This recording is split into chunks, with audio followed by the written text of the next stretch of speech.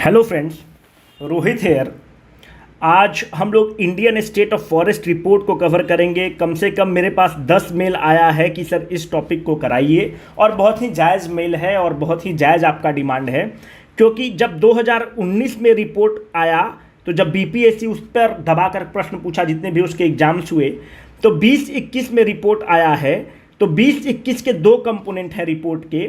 एक कंपोनेंट है नेशनल वाला, वो हमारे चैनल पर डाला हुआ है, और एक है चैप्टर नंबर 13। चैप्टर नंबर 13 जो है वो स्टेट स्पेसिफिक है।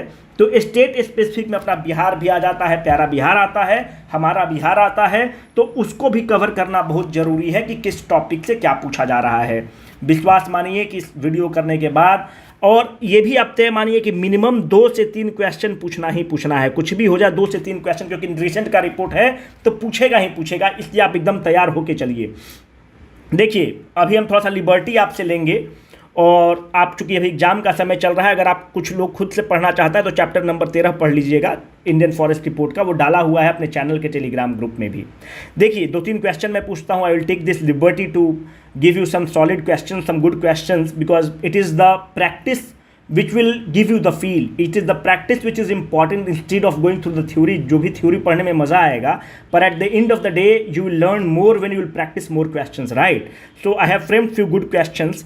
इस क्वेश्चन का उत्तर कमेंट बॉक्स में आप दीजिए। जो भी कमेंट बॉक्स में जो कोताही करते हो मत किया करो यार। कमेंट बॉक्स का एक बेनिफिट ये है कि हम लोग भविष्य में, आपको पता होगा कि हम लोग कोर्स लॉन्च करने वाले हैं, बहुत ही मिनिमल फी में करेंगे, जो भी एकदम ना के बराबर फी रखना चाहेंगे। क्योंकि हम लोग को थोड़ा सा रिसोर्सेज चाहिए होगा, क्योंकि अभी हम लोग को समय नहीं मिलता है। हम लोग भी यूपीएससी के डिफरेंट स्टेजेस में है, तो समय नहीं मिलता है। तो कोशिश ये है कि बहुत ही मिनिमल, ना के बराबर फी में हम लोग करा दें इसको, पूरा कोर्स को। तो कहने का मतलब है कि इस प्रश्न को आप जो कमेंट सेक्शन में करते हैं तो हमें विश्वास हो जाएगा कि कौन हमारे पुराने एस्पिरेंट्स हैं। जो पुराने हैं उनसे अपना एक लगाव रहता है, और लगाव रहता है तो उसके करस्पॉन्डिंगली हम लोग सब चीज़ करेंगे। इसका कमेंट बॉक्स में उत्तर देना। ज्योग्राफी वाला सीरीज़ बेस्ट सीरीज़ है यार अपने चैनल का, उसको ज़रूर पढ़ना। तो वहाँ से अगर आप मैप को थोड़ा सा ध्यान रखेंगे तो आपके लिए चवन्नी भर का सवाल है, नहीं तो तुक्का मारते रहो जो मन है। कमेंट बॉक्स में इसका उत्तर देना, इंतज़ार रहेगा। इस प्रश्न का उत्तर मैं दे देता हूँ, एक आप दे दो, एक मैं दे देता हूँ। पूछ रहा है कि जो सोन कनाल है कितने जिला को बेनिफिट करेगा। तो इसका करेक्ट आंसर ये है कि सोन कनाल 8 जिला को बेनिफिट करता है। सोन कनाल हम लोग जो साउथ बिहार वाले लोग हैं, हम लोग के लिए लाइफलाइन है। हम लोग की तरफ आप देखिए, रोहतास हो गया, औरंगाबाद, जहाँ मेरा औरंगाबाद जिला है, तो वहाँ पर सोन कैनाल, हमारे गांव की तरफ सोन कैनाल निकलती है। हम लोग तो आज तक जीवन में बाढ़ देखे ही नहीं है कि बाढ़ क्या होता है, और हम लोग सुखाड़ भी नहीं देखे हैं, क्योंकि सोन कैनाल हम लोग के लिए लाइफलाइन है। सोन कैनाल के चलते हम लोग के गांव में मतलब फसल इस तरह से उगता है कि आज तक हमने बाढ़ देखा है ना सुखाड़ देखा है। हम लोग की तरफ के जिला रोहतास, औरंगाबाद, कैमूर, इस सब जिला में। तो कहने का मतलब है Son canal has been the lifeline. इसी सोन कैनाल पर रोहतास जिला में एक बैराज बना है। इसका नाम है, टूर करने भी लोग जाता है, पिकनिक मनाने जाता है 1 जनवरी के, इंद्रपुरी बराज। ठीक है, इंद्रपुरी बराज सोन कैनाल पर बना हुआ है। इंद्रपुरी बराज कब स्टार्ट किया गया था बनाना, ये सब पंडित नेहरू का कंसेप्ट है यार। 1960 में स्टार्ट हुआ, 1965 में बन के कंप्लीट हुआ। You may disagree with Pandit Nehru, but you will have to accept the fact that he was the architect of modern India. जो मॉडर्न, एक ऐसा देश जहाँ पे गरीबी का कहना ही नहीं है, बिजली का सोचना नहीं है, उस देश में एक व्यक्ति आता है, एम्स की परिकल्पना करता है, आईआईटी खड़गपुर की परिकल्पना करता है, हीराकुंड डैम और बड़े बड़े बांध की परिकल्पना करता है, तो उस व्यक्ति को क्रेडिट तो मिलना ही चाहिए। ऐसे हर प्रधानमंत्री का अपना क्रेडिट है, उन्होंने देश निर्माण किया है। You may disagree with him on ideological aspects, you may criticise him, but you need to agree on the fundamental rules of how to disagree. Let us, अब विषयांतर हो रहा है। सोन कैनाल जो है, सोन कैनाल जो 1860 के आसपास ये बनना स्टार्ट होता है। इसका चीफ इंजीनियर था, उसका नाम था हर्बर्ट विल्सन। अब कुछ लोग कहेगा कि आप बहुत ज़्यादा जानकारी दे देते हैं, इसका इतना ज़रूरत नहीं पड़ेगा। तैयार रहो यार, अपने से तैयारी अच्छा रखना है। हर्बर्ट विल्सन चीफ इंजीनियर रहता है, और हर्बर्ट विल्सन सोन कैनाल को कहता है कि Son canal is just like the Suez canal. यह प्रश्न अगर बढ़िया सेटर है तो बना देगा कि who called the Son canal as the Suez canal. It was Herbert Wilson, जो चीफ इंजीनियर है। अपने ज्योग्राफी वाले जो पुराने स्टूडेंट्स हैं उनको पता होगा कि ये सोन नदी के जो वेस्ट वाला पार्ट है, औरंगाबाद, रोहतास, कैमूर, ये जो पूरा बेल्ट होता है, इसको हम लोग शाहाबाद रीजन बोलते हैं। ठीक है। तो इसीलिए जो आप स्टैंडर्ड किताब पढ़ेंगे, पुराना किताब पढ़ेंगे, कर्नल टॉड की किताब पढ़ेंगे, तो उसमें कहा जाता है कि 1857 की क्रांति का केंद्र शाहाबाद रीजन है। आप एकदम बेचैन हो जाएंगे, शाहाबाद रीजन कौन है? ये सोन नदी का वेस्ट वाला पार्ट शाहाबाद रीजन है। अब हम लोग स्टार्ट करते हैं Indian state of forest report. Indian state of forest report जो है पहली बार 1987 में लॉन्च होता है। यह 2 साल में किया जाता है, बाई एनुअल है, इसको आप कहेंगे बाई एनुअल। एक होता है बाई इनियल। बाई इनियल मतलब क्या होता है कि मतलब हर 6 माही में, मतलब बाई इनियल 1 साल में 2 बार, बाई एनुअल 2 साल में 1 बार। तो ये रिपोर्ट कितने नंबर का रिपोर्ट है? Indian state of forest report 2021, ये 17वां नंबर का रिपोर्ट है। तो इसका मतलब कि इसका पहला 16वां रिपोर्ट 2019 में आया है और ये वाला रिपोर्ट 2021 में आया है। हमारे एग्ज़ाम के लिए बहुत ही महत्वपूर्ण हो जाता है, नेशनल वाला कवर कराया हुआ है दोस्त। अब देखो, पढ़ने के पहले ये थोड़ा सा पिक्चर उतना क्लियर नहीं है, भारत सरकार के वेबसाइट से लिए है Indian state of forest report. ये देखो वेरी डेंस फॉरेस्ट है, आप देखिए कितना घना है, तो इसको आप कहते हैं वेरी डेंस फॉरेस्ट। इसको भविष्य में हम लोग कहेंगे VDF। मॉडरेटली डेंस फॉरेस्ट आप देखिए, इसको हम कहेंगे MDF। दोनों में अंतर क्या है? बीच बीच में जगह बचा हुआ है और फिर पेड़ है। वेरी डेंस फॉरेस्ट में लगातार पेड़ है। एक होता है ओपन फॉरेस्ट, मतलब बीच में श्रब्स हैं और फिर पेड़ है, छोटा छोटा, ये सब देख रहे हैं ना, इन्वेसिव स्पेसीज है, श्रब्स हैं, फिर पेड़ है, फिर बहुत खाली है। मैनग्रोव का आपको पता ही है, खारा पानी में मिलता है, जो यहाँ पे नदी, फ्रेश वाटर और समुद्री जल जहाँ मिलेगा वहाँ पर मैनग्रोव होगा। जो मीठा पानी होता है, नदी की पानी को मीठा पानी कहा जाता है। जब मीठा पानी और समुद्र की पानी, जो खारा पानी मिलती है, वो जो एरिया होता है, it is one of the most fertile ecosystem and that ecosystem is called the mangroves. ठीक है, ये चीज़ हो गया। अब बीच बीच में हम एक टर्म्स यूज करेंगे जिसका नाम रहेगा कैनोपी। कैनोपी मतलब ये जो पेड़ है, इस पेड़ का जो पूरा ये वाला जो पूरा बेल्ट है ना, इसको हम लोग कहते हैं ये पूरा कैनोपी हो गया। समझ में आ रहा है? ये जो पूरा स्टीम को लेके, पेड़ को लेके जितना ये जो पार्ट होता है, इसको हम कहते हैं canopy cover of the tree. क्यों ये इंपॉर्टेंट है? अगर कैनोपी कवर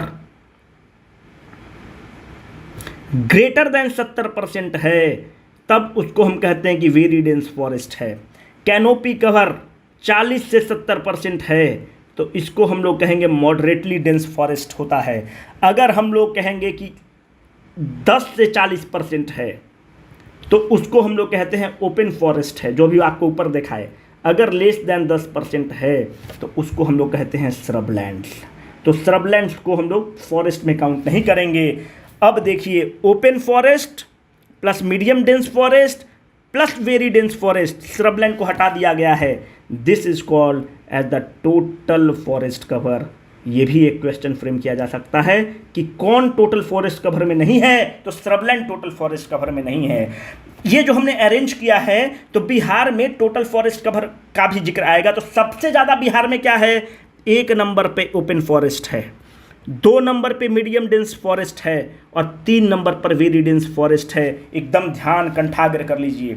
ओपन फॉरेस्ट के कैटेगरी में अगर आपसे पूछेगा कि कौन जिला टॉप पर है, तो ओपन फॉरेस्ट के कैटेगरी में कैमूर जिला टॉप पर है। मीडियम डेंस फॉरेस्ट और VDF के कैटेगरी में, कैटेगरी वाइज अगर आप देखेंगे, ये तीनों का जो टोटल फॉरेस्ट कवर होता है, अगर मीडियम डेंस फॉरेस्ट और वेरी डेंस फॉरेस्ट का पूछता है, तो इसमें मात्र एक जिला है, पश्चिम चंपारण, जो टॉप पर है। क्यों? आपको पता होना चाहिए कि वाल्मीकि टाइगर रिजर्व वहीं पर है। जब वाल्मीकि टाइगर रिजर्व वहीं पर है, तो जो टाइगर्स वगैरह पाए जाते हैं वो घना जंगल में पाया जाता है। कैनोपी डेंसिटी ज़्यादा होगा। जब कैनोपी डेंसिटी ज़्यादा होगा, तो पश्चिम चंपारण इन दोनों कैटेगरी में टॉप पर है। डेटा रटने की ज़्यादा कोशिश मत करिएगा, जो डेटा काम का है हम आपको दे देंगे। आपको इकोनॉमिक सर्वे में भी डेटा रटना है, बजट में भी डेटा रटना है। कितना डेटा रट रहे हो, पता चला सब खिचड़ी बन गया, ई मार के आ गए और आप रो रहे हैं। ठीक है, जो डेटा काम का होगा हम देंगे, जो डेटा बेकाम का होगा दुनिया भर का यूट्यूब चैनल जाके वहाँ से डेटा रट लो। पूरा रिपोर्ट डाला हुआ है टेलीग्राम ग्रुप में, रट लो, कोई फायदा नहीं होगा, वहाँ पे जाके डिलीवर नहीं कर पाओगे। जिला आप याद रखेंगे, इंडिविजुअल कैटेगरी में कौन है, इसमें तो कोई दिक्कत ही नहीं होना चाहिए। देखो ये डेटा बहुत दोनों इंपॉर्टेंट है, इसको रटने के अलावा आपके पास कोई विकल्प नहीं है। देखिए टोटल फॉरेस्ट कवर आपको पता हो गया तीनों मिलाकर, बिहार का टोटल फॉरेस्ट कवर है 7380.79 किलोमीटर स्क्वायर। अगर आप उसको परसेंटेज में बदलेंगे कि बिहार का कितने जोग्राफिकल एरिया में है, तो इट इज 7.84% जोग्राफिकल एरिया में है। सीधा एग्जाम में छपा हुआ क्वेश्चन आपको मिलेगा। अब आपसे मेरा ये बोलना है, ये फॉरेस्ट कवर हो गया, इसको आप हिंदी में क्या बोलते हैं, वनावरण बोलते हैं फॉरेस्ट कवर को। एक आपको बीच बीच में डिस्कस होगा, अगर आप रिपोर्ट देखेंगे तो एक ट्री कवर का बात करेगा। ट्री कवर क्या है, वृक्षावरण। आप स्टेट हाईवे पे चल रहे हैं, नेशनल हाईवे पे चल रहे हैं, आप देखते होंगे कि यहाँ पर पेड़ लगा हुआ है बीच बीच में, और पेड़ का नंबरिंग किया हुआ है। वो पेड़ किस कैटेगरी में आएगा, फॉरेस्ट के कैटेगरी में आएगा, श्रबलैंड के कैटेगरी में आएगा, किस कैटेगरी में आएगा, कुछ कैटेगरी में नहीं आएगा, वो ट्री कवर के कैटेगरी में आएगा। वो ट्री है, हमने कितने ट्रीज को लगाए हैं, तो हमें ये भी पता होना चाहिए कि ट्री कवर कितना है। अगर आप ट्री कवर की बात करेंगे कि बिहार में ट्री कवर कितना है इसके हिसाब से, तो बिहार के जोग्राफिकल एरिया का 2.48% of the geographical area of the Bihar has the tree cover. जिस तरह से 7380.79 क्षेत्रफल के दृष्टिकोण से है, तो क्षेत्रफल के दृष्टिकोण से 2341 किलोमीटर स्क्वायर है। अगर मानते हैं एग्जाम में पूछता है कि फॉरेस्ट कवर, एग्जाम में ध्यान देना, तो आप इसको हिट करिएगा। अगर पूछेगा वनावरण प्लस वृक्षावरण, तो इसमें कोई दिक्कत ही नहीं है, 7380 को इससे जोड़ दीजिएगा, और परसेंटेज के रूप में पूछेगा तो इन दोनों को जोड़ दीजिएगा। हम इंडिविजुअल याद करेंगे, वहां पर अपने आप हम लोग इसको जोड़ लेंगे। ये दोनों डेटा बहुत इंपॉर्टेंट है। एक देखो दोस्त, वाल्मीकि टाइगर रिजर्व है। वाल्मीकि टाइगर रिजर्व के बारे में हम आपको ज़्यादा नहीं बताएंगे, क्योंकि ज्योग्राफी वाले सीरीज में हमने जम के इसको बताया है, वाइल्ड लाइफ सेंचुरी क्या होता है, नेचुरल टाइगर रिजर्व क्या है, और उस ज्योग्राफी वाले सीरीज को जाकर पढ़ लेना। सेकंड टाइगर रिजर्व कैमूर में बन रहा है। वाल्मीकि टाइगर रिजर्व बिहार का अकेला टाइगर रिजर्व है, अकेला नेशनल पार्क है। किस जिला में है, वेस्ट चंपारण में है, पश्चिम चंपारण में है। पश्चिम चंपारण में ही अभी कैबिनेट की बैठक हुई है। बिहार में पहली बार कैबिनेट की बैठक किसी नेशनल पार्क में हुआ है, दिसंबर में हुआ है, और वेस्ट चंपारण में हुआ है। वेस्ट चंपारण का हेडक्वार्टर कहाँ है, बेतिया। अब इस फैक्ट को हमने क्यों डाला, क्योंकि आपका डेटा मॉडिफाई होगा। इसी तरह से आप चीज़ों को अपडेट करते हैं। टोटल एरिया कितना है वाल्मीकि टाइगर रिजर्व का, 928.80 किलोमीटर स्क्वायर। इस 928 मानते हैं कि ये आपका वाल्मीकि टाइगर रिजर्व यहाँ तक है, तो 928.80 किलोमीटर स्क्वायर में इतना वाला जो किलोमीटर स्क्वायर है, 796.12 किलोमीटर स्क्वायर जो है, इस एरिया में फॉरेस्ट कवर है। तो ये वाला एरिया बच गया ना, ये वाला एरिया आप देखो, ये वाला एरिया बच गया। तो अगर 796.12 डिवाइडेड बाई 928 अगर कर लोगे, आप परसेंटेज के रूप में निकालोगे, तो आप पाओगे कि वाल्मीकि टाइगर रिजर्व का 85.71% एरिया में फॉरेस्ट कवर है। किस तरह का फॉरेस्ट कवर है, very dense forest category plus medium dense forest category type का फॉरेस्ट कवर है। ये दोनों डेटा इंपॉर्टेंट है, इसको कंठागर करिए, फालतू का डेटा एकदम मत रटो, ठीक है। ये हो गया वेस्ट चंपारण। अब ध्यान में देखो यार, हमने बताया कि 2019 में रिपोर्ट आता है, 2021 में रिपोर्ट आता है। फॉरेस्ट कवर अभी के हिसाब से अगर आप दृष्टिकोण से देखेंगे तो कितना हो रहा है, 7380.79 किलोमीटर स्क्वायर है। अगर प्रतिशत में पूछता है तो प्रतिशत में आप इसको भर लीजिए, 7.84% ऑफ द जोग्राफिकल एरिया होगा। ये टीसी मतलब ट्री कवर है। ट्री कवर हमने बताया कि 2.48% ऑफ द जोग्राफिकल एरिया है, और क्षेत्रफल के दृष्टिकोण से 2341 किलोमीटर स्क्वायर क्षेत्रफल के दृष्टिकोण से है। पर मानते हैं कि पहले यहाँ पर एक साथ 2019 में और ट्री कवर वाई था, तो अभी कितने की वृद्धि हुई है, 75 का, मतलब 1 + 75 जो है अभी 7380.79 किलोमीटर स्क्वायर है। पहले वाई था, ट्री कवर में वनावरण के दृष्टिकोण की तुलना में ज़्यादा वृद्धि हुई है। कितने की वृद्धि हुई है, 338 किलोमीटर स्क्वायर की वृद्धि हुई है मेरे दोस्त। तो ये हो गया वाई प्लस 338 किलोमीटर स्क्वायर जो है, ये बन के आता है 2341 किलोमीटर स्क्वायर। कहने का मतलब है, ये सब नमूना मैथ करने का कोई मतलब नहीं है, ये मेरा बताने का कहने का मतलब है कि 2019 के तुलना में फॉरेस्ट कवर में वृद्धि 75 किलोमीटर स्क्वायर की हुई है, और वृक्षावरण में 338 किलोमीटर स्क्वायर की वृद्धि 2019 के डेटा के परिप्रेक्ष्य में, उसके तुलना में, उसके कंपेरिजन में हुई है। So you need to have this data printed in your mind, the question can be asked. Now we are talking about the वृद्धि, हम लोग कंपेरिजन की बात कर रहे हैं। अगर आपसे पूछता है कि बताइए सबसे ज़्यादा किस जिला में वृद्धि हुआ है फॉरेस्ट कवर में, टोटल फॉरेस्ट कवर में, तो सबसे ज़्यादा वृद्धि बांका में हुआ है। कितने का हुआ है? 16.29 किलोमीटर स्क्वायर का वृद्धि हुआ है। ये डेटा मत रखना, पर जो छाती पीटता है डेटा रखने के लिए उसके लिए है। सबसे ज़्यादा घटा किस में है? तो कैमूर में सबसे ज़्यादा घटा है। कैमूर में कितना एरिया का डिक्रीमेंट हुआ है? 4.83 किलोमीटर स्क्वायर की कम हुआ है। तो सबसे ज़्यादा घटा किस में है? कैमूर में। सबसे ज़्यादा वनावरण बढ़ा किस में है?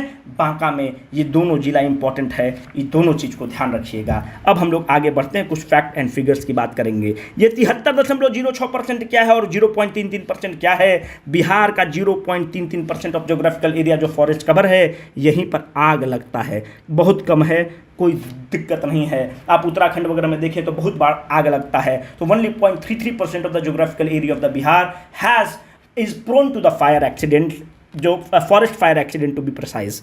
73.06% of the geographical area of the Bihar is flooded. It is prone to the floods. This will be the right word. It is prone to the floods. कौन सा एरिया है यार? आज तक हम लोग बचपन से औरंगाबाद, साउथ बिहार वाला लोग औरंगाबाद, रोहतास, कैमूर वाला बाढ़ नहीं देखा होगा। हम लोग बाढ़ देखे ही नहीं है, हम लोग के सोन कनाल है। अगर आप नॉर्थ बिहार की बात करते हैं, बेतिया हो गया, ईस्ट चंपारण हो गया, ये सब कोसी जो है तबाही मचाती है, गंडक जो है तबाही मचाती है। तो around 73% area of the Bihar is prone to the flood.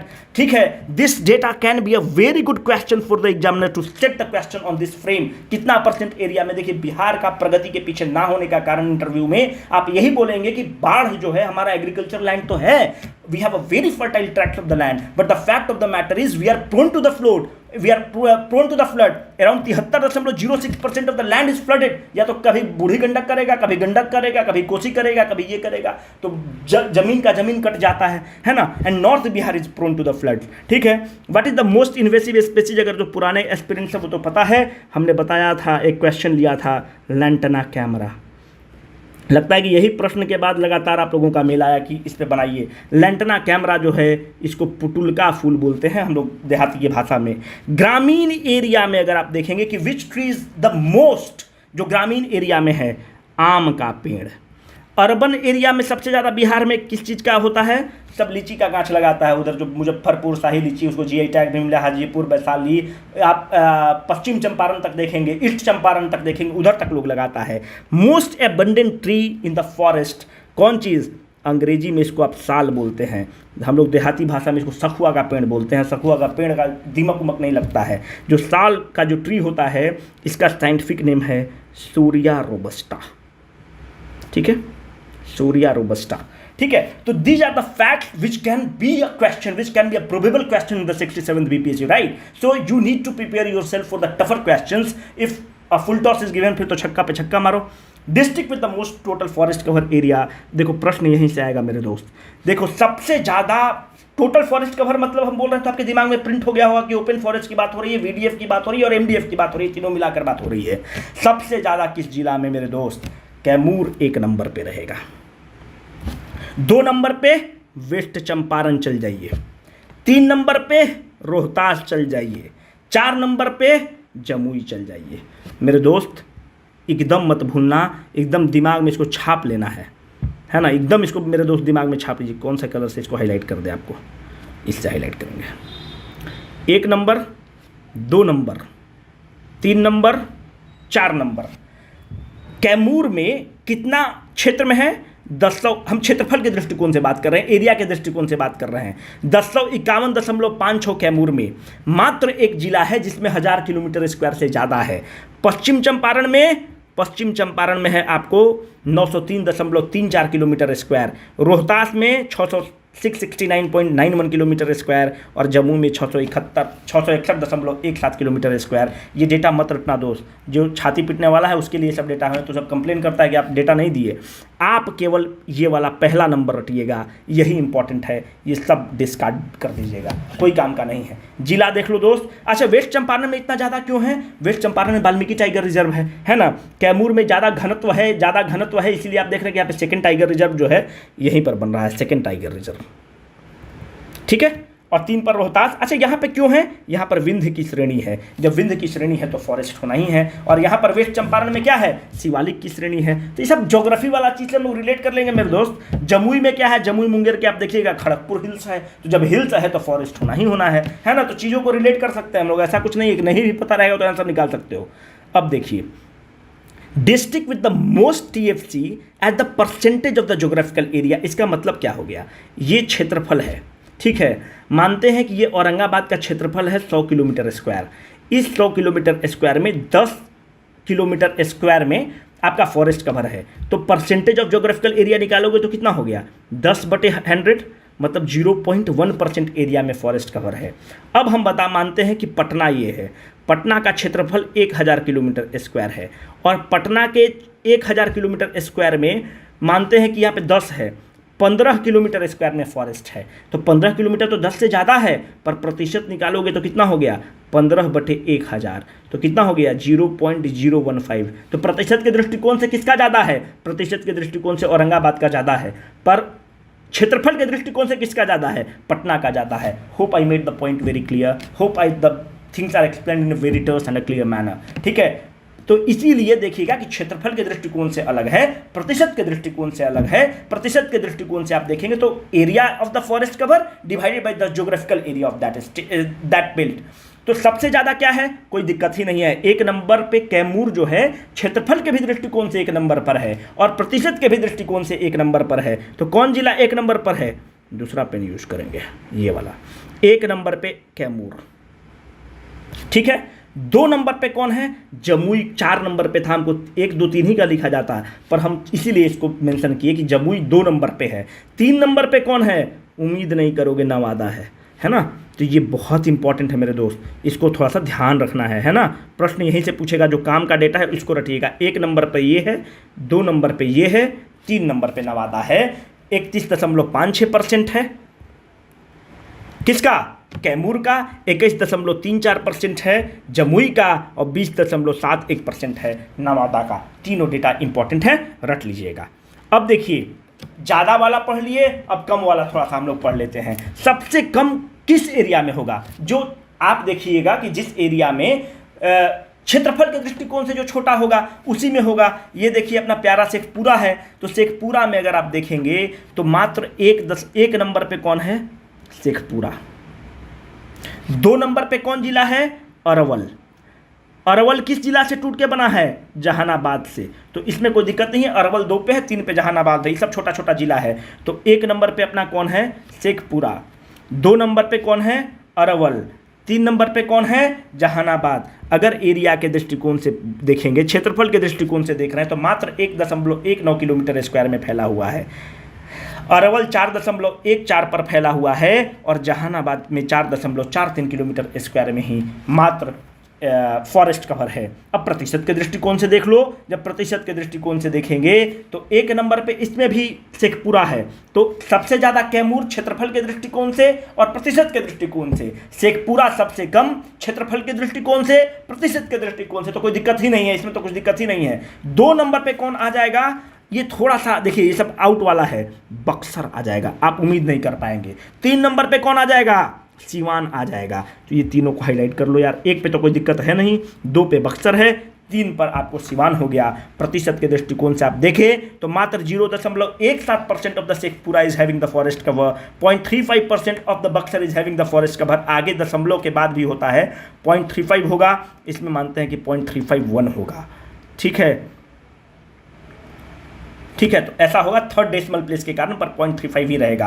तो ये तीनों जिला को जरूर ध्यान रखना मेरे दोस्त, और इसको फिर आप लोग सब कर ही लेंगे। बाकी सब तो हम बता दिए हैं, बाकी आपको कुछ करने की ज़रूरत भी नहीं है, इससे ज़्यादा एकदम मत पढ़ना। एक रोहतास मॉडल का हमने क्वेश्चन लिया था, तो कुछ लोगों ने एक मेल आया था, कुछ का एक ही मेल आया था कि सर रोहतास मॉडल के बारे में बता दीजिए। देखिए रोहतास का क्या है कि रोहतास को बिहार का राइस बाउल बोलते हैं।